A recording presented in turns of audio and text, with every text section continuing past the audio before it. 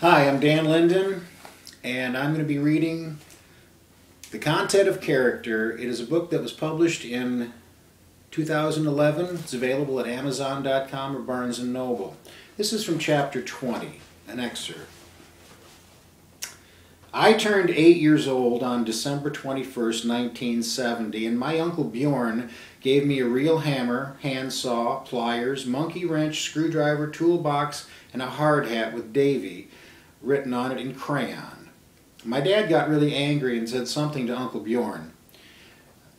Dad never wanted anyone to give me anything for my birthday because Christmas was 4 days away, and he always said that my Christmas present was nicer than other people's presents because it was combined with my birthday present. That was bullshit, of course, and like the kids whose parents don't want the teams to keep score, I knew very early that it was. I kept score, even though I didn't have a clue why. I knew. Joe was 17, Mom was 41, Uncle Bjorn was 43, the Vietnam War was 15, Loopy was 22, America was 194. No one was getting any younger. Joe had continued working and had told Mr. Foster about Lupe. Mr. Foster would walk up to the front whenever anyone came in wearing a blue jean jacket with the sleeves cut off and the colorful stitching across the back declaring the wearer to be a member of Los Diablos. He would stand with his back to the French fries and look around as unconcerned as he could be. When the gang member placed his order, he would walk back over and look steadfastly at the Mexican until all the bills and change were accounted for and the food passed through the window. A few weeks later, he issued a new policy that all orders had to be paid for when placed. This caused a little confusion for a while, but in the end it solved a lot of problems as well. It was during the Christmas break in school that Joe had to fight all the Diablos. There was no basketball that week, and Joe was working days at the fast food restaurant. Mr. Foster did not come back to work until 4 p.m. He was the night shift manager. The store's manager did the opening and worked until Mr. Foster came in. He was a very nice man who was very soft in the middle and liked the boys who worked for him. He treated them like his own children, if his own children had not been in their 40s with children of their own. His name was Warren Luttrell. Joe always said that he was the nicest man he ever worked for, but Mr. Luttrell was not like Mr. Foster. Mr. Luttrell would never believe that the Mexicans who came in wearing the jackets with the sleeves cut off and bearing the Los Diablos insignia across their backs were anything but nice young boys. He didn't see that part of the world, and because of that, Loopy walked in and stood staring at Joe while he waited on customers and filled orders for hamburgers and soft drinks. Joe ignored him, but after he had been joined by a tall, strapping Latino who was clearly not from the area in Mexico where the other Los Diablos were from, he began to pay attention. Joe stared at Lupe stared at Joe, and when the big Latino joined him, Lupe pointed at Joe and turned his finger and thumb into a make-believe gun and pretended to shoot Joe. Lupe's new partner stared at Joe for a long time, and when they both left, Joe did not know what this was about, but he didn't seem to be very good. He felt marked, and he was. "What a crock of shit," bellowed Uncle Bjorn. "Now you got to go around looking out for them. Them little bitty bastards aren't worth your bothering about, Joey." "I don't know if I have to worry about them or not, Uncle Bjorn.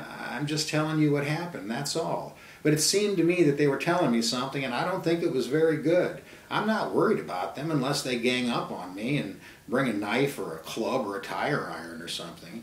Joe's father stiffened. "Them little spick bastards try some shit like that and I'll burn their fucking house down." "Tony, I don't think they own that house," said Mom. "Jesus Christ," said my dad. "I won't let them get away with it, that's all." He shook his head. "I don't think doing something like that after I get my head bashed in will help me all that much." Joe shrugged and went over to the refrigerator and got out a Coke. He walked back across the kitchen and sat on the stool Mom kept in the corner for when the little kids visited. His hips were so narrow he slid right onto it. "I just wish they would leave me alone." "Well, quit that damn job," Mom snapped. "Is this what that's about?" asked Dad. "No, I don't want to quit. I just want to go to school and then to work.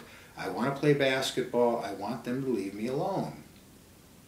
Uncle Bjorn got up and went into the living room. I watched from my seat at the table and then went into the living room to see what he was doing. He was rearranging some ornaments on the tree and stepping back to see the results. He moved a couple more and then stepped back again. I sat on the couch and watched him. I believe my big uncle liked Christmas. He always came to visit and never spent Christmas with Grandma and Grandpa up in Sebec Lake. Later, when I was older, I figured out that his children and ex-wife spent Christmas there. He would not or could not see them. He traveled all the way to Illinois in his pickup truck and spent Christmas with his only sister and her family. I took it as a natural that he should be there every year, and sometimes even now I wish he would walk through the door and shout that he had arrived and we could sit down and talk too loudly, and I could watch as he got animated and slammed his big hand down on the kitchen table to emphasize some point. I love my uncle. He was so huge, so much bigger than all life was supposed to be. He walked back into the kitchen and sat back down at the table. Joey, you just keep your eyes peeled and stay away from them Mexicans. You got a big career ahead of you, and you don't want to do anything to mess it up. Ah, Christ, Bjorn, what do you want to fill the kid's head with that kind of nonsense? Dan turned to Joey and continued, just stay the hell away from him. Don't cause any goddamn trouble. He got up and left the kitchen, and a moment later we could hear the television in the family room. Joey's eyes were glassy from held-back tears. Dad was always able to make Joey cry. He always knew what to say or how to say it and make Joey want to cry. But that ended in 1973 when he threw Joey out of the house after a tour in Vietnam. Dad never made Joey cry again, not even at his funeral. That's chapter 20 in the content of character. I hope you check back in again. We'll be doing some more readings. Thanks.